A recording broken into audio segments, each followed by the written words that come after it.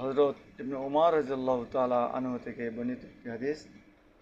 আবি উমারাতা আন আবি উমার قال قال رسول الله صلى الله عليه وسلم من تشبه بقوم فهو منهم।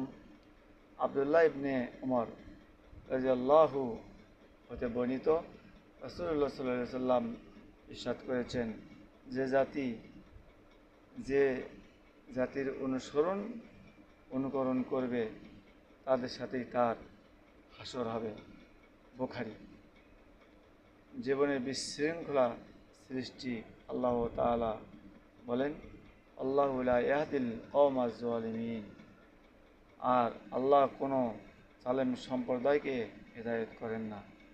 সুতরাং আল্লাহ পাক আমাদের সকলকে হেদায়েত নসিব করুন। আমিন।